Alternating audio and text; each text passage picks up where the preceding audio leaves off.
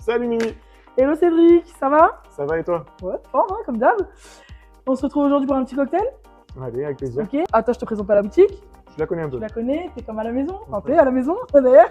Ça s'apparente à ça. Ouais. Moi aujourd'hui, j'ai décidé de travailler rosa. Alors en spritz un peu fancy, hein, un peu comme tout ce qu'on fait à la Belle en Folie. 5 centilitres de la rosa. J'ai squeezé l'eau pétillante par tonique au sirop pour gagner en saveur un peu florale. Sinon, on allonge au crément. Généreuse. L'objectif de ce cocktail, c'était vraiment de montrer qu'en fait, en club, en soirée, rapidement pour un barman et rapidement pour un client, boire un cocktail un peu électrisant, un peu fancy et festif. Parfait. Et bien écoute, on va goûter ce fait dans le verre. Écoute, fêtons en buvant.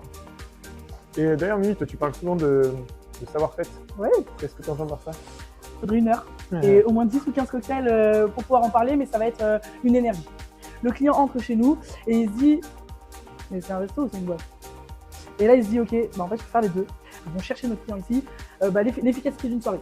On vient, on mange bien, on danse bien, on boit bien. Un peu allier le meilleur des deux mondes, quoi. Le meilleur du bar et du resto avec celui de la boîte de nuit. Ouais, On va c'est- rassembler tout ça dans un endroit. Savoir-faire, c'est faire la fête de qualité en gros. C'est Ouais, essayer d'être exactement, c'est qualitatif, exigeant à tous les niveaux, Ouais, voilà. dans les super cocktails.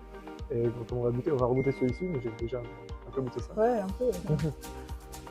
Et en effet, c'est très sympa. Mimi, ça se retrouve du coup autour d'une belle soirée et d'un bon repas à la Belle en Feu. Yes, avec plaisir. Merci Mimi.